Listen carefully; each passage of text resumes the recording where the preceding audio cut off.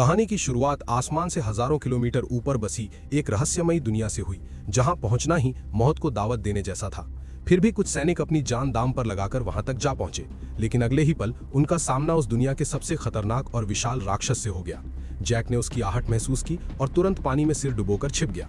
तभी उसके सामने एक विशालकाय पैर दिखाई दिया, जिससे पास खड़ी भेड़ें डरकर भागने लगी।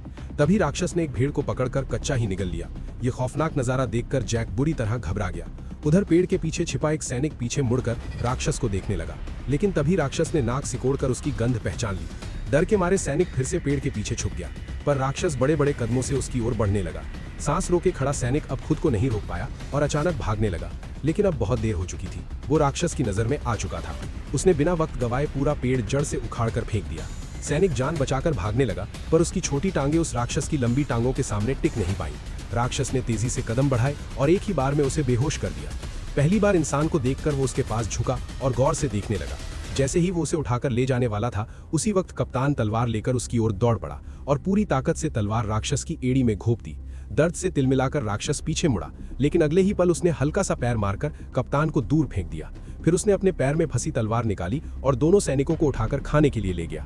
दूर खड़ा जैक ये सब देख रहा था। उसी पल उसे एहसास हुआ कि वो यहाँ आकर कितनी बड़ी गलती कर चुका है। दरअसल कुछ समय पहले जैक को एक पादरी की मदद से कई जादुई बीज मिले थे, लेकिन जैसे ही उसकी गर्लफ्रेंड, जो एक राजकुमारी थी, जब जैक से मिलने आई, तभी उन बीजों में से एक बीज पानी के संपर्क में आते ही तेजी से बढ़ने लगा, जिससे अचानक पूरा लकड़ी का घर जोर जोर से हिलने लगा और नीचे से अजीब डरावनी आवाजें आने लगी। दोनों डर के मारे वहां से हिल भी नहीं सके और तभी अचानक जमीन फट गई और एक विशाल बेल घर को चीरते हुए आसमान की ओर बढ़ गई। ये देखकर राजकुमारी तुरंत भागने की कोशिश करने लगी, लेकिन तभी एक मेज उसके ऊपर गिर गई। जैक उसे बचाने के लिए आगे बढ़ा, लेकिन तभी बेलों ने उसे उछालकर घर से बाहर फेंक दिया। उसी पल एक लकड़ी का दरवाजा अचानक खुल गया और राजकुमारी को एक रास्ता दिखाई दिया, लेकिन जैसे ही वो बाहर भागने लगी, उसी समय बेल ने अचानक दरवाजा बंद कर दिया। राजकुमारी दरवाजा खोलने की कोशिश करने लगी, लेकिन दरवाजा जरा भी नहीं हिला। ये देखकर जैक ने बेलों को काटने के लिए तुरंत एक कुल्हाड़ी उठा ली, लेकिन तभी अचानक पूरा घर जड़ों समेत उखड़कर आसमान की तरफ बढ़ने लगा।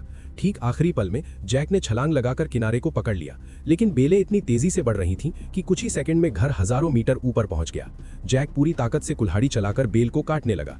जैसे ही बेल टूटी, राजकुमारी ने तुरंत दरवाजा खोल दिया, लेकिन अगले ही पल उसके पैरों के नीचे की लकड़ी टूट गई और हाथ पकड़ने के बावजूद वो 10,000 मीटर की ऊंचाई से नीचे गिरने लगा।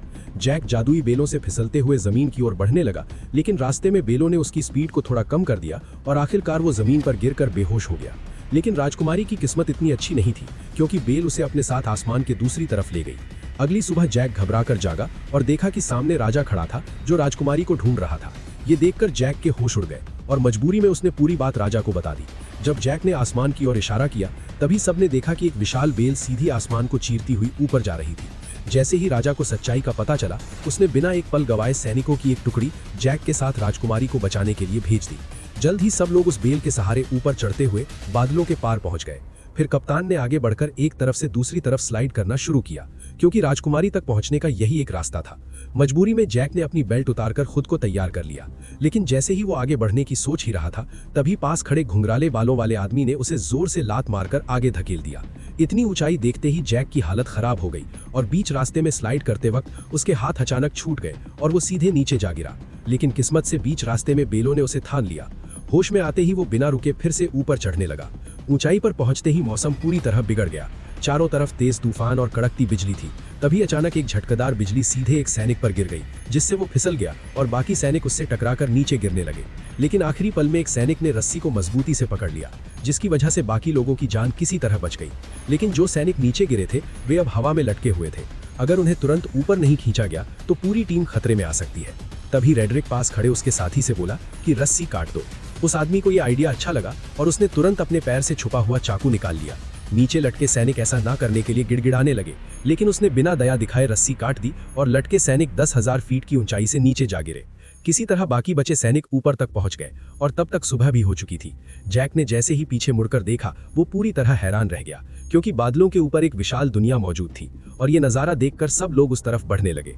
तभी कप्तान को जमीन पर ताजे पैरों के निशान दिखाई दिए, जिससे उसने अंदाजा लगाया कि राजकुमारी नीचे नहीं उतरी, बल्कि यहीं कहीं है। और जब सब लोग गुफा से बाहर निकले, तभी सामने का नजारा देखकर कप्तान दंग रह गया, क्योंकि ये दुनिया उम्मीद से कहीं ज्यादा विशाल थी। सभी लोग आगे बढ़ते हुए इलाके की जांच करने लगे। तभी उनकी नजर पेड़ों की टहनियों पर पड़ी। उन्हें वहां राजकुमारी के छोड़े हुए निशान मिले उसी दौरान जैक को जमीन पर वही किताब भी मिल गई जो उसने राजकुमारी को दी थी। तभी उनकी नजर टूटी हुई टहनियों पर पड़ी और इसी से उन्हें अंदाजा हो गया कि राजकुमारी को कोई खतरनाक जीव उठाकर ले गया है। इसके बाद सभी लोग दो टीमों में बट गए और अलग अलग दिशा में राजकुमारी को ढूंढने निकल पड़े। रास्ते में जैक और उसके साथी एक नदी के पास पहुंचे जहां उन्हें मोटी ताजी भेड़ों का झुंड दिखाई दिया। कई दिनों से भूखे होने की वजह से उन्होंने एक भेड़ को पकाने का सोचा, लेकिन जैसे ही वे भेड़ पकड़ने की कोशिश करने लगे तभी गलती से पास में लगा हुआ जाल एक्टिव हो गया। जैक ने तुरंत अपना चाकू निकाला और पूरी ताकत से जाल काटने लगा। उधर कप्तान भी रस्सी काटने की कोशिश कर रहा था, लेकिन तभी उसकी नजर एक अजीब चीज पर पड़ी। पास के सारे कौवे अचानक घबरा कर उड़ गए और सारी भेड़ें भी एक साथ दूसरी दिशा में भागने लगीं। कप्तान को कुछ शक हुआ, पर वो फिर भी रस्सी काटता रहा और जैसे तैसे वे दोनों जाल से निकल आए। लेकिन तभी जंगल से डरावनी आवाज गूंज उठी और उसी पल एक विशालकाय दानव उनके सामने आया और दोनों सैनिकों को पकड़कर अपने साथ ले गया। जैक चुपचाप दानव का पीछा करते करते उनके ठिकाने तक पहुंच गया और वहां का नजारा देखकर वो हैरान रह गया, क्योंकि चारों तरफ खूबसूरत झरने और ऊंचे ऊंचे पहाड़ थे जो किसी स्वर्ग से कम नहीं लग रहे थे। वहीं पर दो सिर वाला दानव राजकुमारी को एक पिंजरे में कैद किए हुए था। फिर वो उसे बाकी दानवों के पास ले गया जहां सारे दानव इकट्ठा होकर उसकी तरफ देखने लगे। तभी वो दानव भी लौट आया जिसने कप्तान और उस मोटे सैनिक को पकड़ा था। उसने उन दोनों को लाकर पिंजरे के पास फेंक दिया। ये देखकर दो सिर वाले दानव को शक हुआ कि शायद और भी इंसान यहाँ मौजूद है, इसलिए उसने जमीन पर पड़े एक मोटे सैनिक को पकड़ लिया और उसकी गर्दन मरोड़कर उसे जिंदा ही निगल लिया। इसके बाद दानव ने उसके कवच को बाहर थूक दिया, पर जैसे ही वो दानव कप्तान को धमकी देने लगा कि वो राजकुमारी को भी खा जाएगा, तभी पास से एक आवाज आई जिसने सबका ध्यान अपनी तरफ खींच लिया। दरअसल वो आवाज किसी और की नहीं बल्कि उसी गद्दार रेड्रिक की थी। उसके सिर पर पहने ताज को देखते ही बाकी सभी दानव तुरंत घुटनों के बल झुक गए और उसी पल उसका असली प्लान सबके सामने आ गया। वो सीधे दो सिर वाले दानव के सामने गया और उसे घुटनों पर आने का हुक्म दिया। उसके सिर पर ताज देखकर दो सिर वाला दानव मजबूरी में झुक गया और फिर रेड्रिक उसके चेहरे पर पैर रखते हुए धीरे धीरे सिंहासन की ओर बढ़ गया और उसी पल से रेड्रिक दानवों की दुनिया का नया राजा बन गया। उसने इंसानों पर हमला कर पूरी दुनिया जीतने का ऐलान कर दिया। उसकी बातें सुनकर दानव सेना बहुत ज्यादा खुश हो गई, पर दो सिर वाले दानव के दिमाग में कुछ और ही चल रहा था। उधर दानव ने कप्तान को पकाने के लिए उठाकर सीधे चिपचिपे आटे पर फेंक दिया। वो जितना छटपटाया उतना ही उसमें फंसता चला गया। तभी दानव आगे बढ़ा और उसने कप्तान के ऊपर मुट्ठी भर आटा पटक दिया। इसके बाद दानव ने बड़ी ही घिनौनी हरकत की। दानव ने कप्तान को मोड़कर एक तरफ रख दिया। तैयारी के बाद केवल सब्जियां डालना बाकी था। जैसे ही वो सब्जियां लेने गया, उसी समय जैक चुपके से वहां आ पहुंचा। जैक को देखकर राजकुमारी बेहद खुश हो गई, लेकिन उसने तुरंत उसे इशारे से चुप रहने को कहा। उधर दानव अब भी उलझा हुआ था और इसी बीच जैक धीरे धीरे राजकुमारी के पास पहुंच गया। उसने पिंजरे का लॉक खोलने की कोशिश की, लेकिन ये उसके बस की बात नहीं थी। तब राजकुमारी ने उसे पहले कप्तान को बचाने के लिए कहा, जिसे दानव ने सुअरों के साथ लाइन में रखा था। जैक तुरंत उसके पास पहुंचा और चाकू निकालकर उसे उस चिपचिपे आटे से अलग करने लगा। उसी समय दानव मसाला लेकर वापस आने लगा। ये देखकर जैक ने तुरंत चाकू कप्तान को पकड़ा दिया और खुद छिप गया। खुशकिस्मती से दानव को कुछ भी शक नहीं हुआ। उसने कुछ नुकीली लकड़ियां उठाई और सीधे कप्तान की आंखों के सामने पास पड़ी सुअर में घुसा दी। जो सुअर अभी तक चिल्ला रही थी वो तुरंत शांत हो गई। अगला नंबर कप्तान का था। दानव ने बिना दया दिखाए वार किया, लेकिन वो थोड़ा सा चूक गया, वरना कप्तान की आने वाली पीढ़ी का नामो निशान मिट जाता। ये देखकर कप्तान डर के मारे बेहोश हो गया। फिर दानव ने उन सभी को उठाकर पास जल रहे भट्ठे में रख दिया। अब उन्हें बचाने वाला एकमात्र जैक ही था। इस समय जैक लोहे की रिंग के ऊपर पहुंच चुका था और दानव को उसकी भनक तक नहीं थी। तभी दानव ने एक तेज धार वाला चाकू उठाया और सीधे राजकुमारी की ओर बढ़ गया। उसने बिना देर किए हाथ अंदर डालकर राजकुमारी को बाहर निकाल लिया और टेबल पर रखकर उसे काटने की तैयारी करने लगा। लेकिन तभी जैक ने चुपके से पास रखा एक भारी चाकू उठा लिया। बेखबर दानव राजकुमारी पर वार करने ही वाला था, तभी जैक ने छुरी सीधी उसकी रीढ़ में घोंप दी। दर्द से दानव जोर जोर से चिल्लाने लगा, लेकिन जैक छुरी को मजबूती से पकड़े रहा। तभी दानव बेकाबू होकर दीवार से जा टकराया और वहीं मारा गया। ये देखकर राजकुमारी और कप्तान दोनों हैरान रह गए। इसके बाद वे तीनों तुरंत उस जादुई बेल के पास पहुंच गए, लेकिन वहां पहले से ही एक दानव पहरा दे रहा था जिसे रेड्रिक ने भेजा था। तभी जैक के दिमाग में एक अजीब आइडिया आया। वो एक मधुमक्खियों का छत्ता लेकर कप्तान के साथ धीरे धीरे उस दानव के पास पहुंच गया। फिर कप्तान ने दानव का हेलमेट उठाया और जैक ने छत्ता उसके अंदर पटक दिया। दानव अभी भी बेफिक्र सो रहा था और उसे जरा भी अंदाजा नहीं था कि उसके साथ क्या होने वाला है। जैसे ही जैक ने छत्ता अंदर रखा, तभी कप्तान ने तुरंत हेलमेट बंद कर दिया और फिर दोनों तेजी से वहां से भागकर पास की चट्टान के पीछे छिपकर इंतजार करने लगे। कुछ ही देर में दानव मधुमक्खियों के डंक से तड़प कर उठ खड़ा हुआ और दर्द से छटपटाते हुए अपने शरीर को झटकने लगा। लेकिन जितना ज्यादा वो तड़प रहा था, मधुमक्खियां उतनी ही ज्यादा उस पर हमला कर रही थीं। घबराकर दानव वहां से भागने लगा, लेकिन फिसलकर पत्थरों से टकरा गया और फिर वो लुढ़कता हुआ चट्टान के किनारे तक पहुंच गया। ऐसा लग रहा था कि अब वो गिरने ही वाला है। तभी अचानक उसने अपना हेलमेट उतार दिया ये देखकर तीनों एक पल के लिए चौंक गए, लेकिन तभी एक मधुमक्खी सीधे उसकी तरफ उड़ती हुई आई और अगले ही पल उसने दानव को जोर से डंक मार दिया, जिससे वो कंट्रोल खो बैठा और सीधे नीचे जा गिरा। ये देखकर तीनों लोग खुशी से झूम उठे। उन्हें यकीन नहीं हो रहा था कि उन्होंने इतनी आसानी से इतने बड़े दानव को हरा दिया। इसके बाद तीनों ने तुरंत वहां से निकलने का फैसला किया, लेकिन अचानक कप्तान रुक गया। उसने बताया कि उसे रेड्रिक से ताज छीनने के लिए यहीं रुकना पड़ेगा, इसलिए जैक उसे चाकू थमाकर राजकुमारी के साथ नीचे उतरने लगा। उसी समय दानव बैलों से टकराते हुए आखिरकार नीचे आ गिरा। तेज आवाज सुनकर राजा तुरंत अपने टेंट से बाहर आया और इस खतरनाक दानव को देखकर घबरा गया। अचानक गांव के लोग भी वहां इकट्ठा हो गए। तभी राजा ने ना चाहते हुए प्रजा की भलाई और दानवों को यहां आने से रोकने के लिए एक बड़ा फैसला लिया। उसने तुरंत जनरल को बेल काट डालने का आदेश दे दिया। सैनिकों ने विशाल लोहे की कीलें उस बड़ी बेल में ठोक दी, फिर उन पर मजबूत हुक लगा दिए और कुछ बैलों और घोड़ों की मदद से उसे खींचना शुरू कर दिया। धीरे धीरे वो विशाल बेल जड़ों समेत हिलने लगे, लेकिन इससे पास खड़े सैनिक अचानक खतरे में आ गए। तभी अचानक बीच वाली मोटी बेल भी टूटने लगी। ऊपर खड़े सैनिक नीचे गिरने लगे, जिससे चारों तरफ अफरा तफरी मच गई। उधर जैक और राजकुमारी बेल के सहारे नीचे उतर रहे थे, लेकिन जैसे ही उन्होंने नीचे नजर डाली तो वे डर के मारे घबरा गए, क्योंकि बेल बेकाबू हो चुकी थी और किसी भी पल गिर सकती थी। उसी समय जैक ने मौका देखकर राजकुमारी को कसकर पकड़ा और तेजी से एक लटकती डाल को थाम लिया। दोनों हवा में झूलते हुए तेजी से नीचे की ओर बढ़ने लगे। आखिरकार जब वे नीचे गिरे तो घास के ढेर ने उनकी रफ्तार कम कर दी और इस तरह दोनों सही सलामत जमीन पर पहुंच गए। ठीक उसी पल रेड्रिक ने सभी दानवों को इकट्ठा कर इंसानों पर हमलों की तैयारी की। तभी दो सिर वाले दानव को इंसान का आभास हुआ, जिसे कप्तान छिप गया। तभी रेड्रिक ने आगे बढ़ते हुए बैल उगाने वाले जादुई बीज निकाले, लेकिन तभी अचानक कप्तान उस पर टूट पड़ा, जिससे जादुई बीज चट्टान पर ही छूट गए और रेड्रिक सीधे नीचे गड्ढे में जा गिरा। रेड्रिक डर के मारे दानवों को पुकारने लगा, जबकि कप्तान उसके सामने लड़ने के लिए तैयार खड़ा हो गया। तभी दो सिर वाले दानव ने बाकी दानवों को उसे बाहर निकालने का आदेश दिया।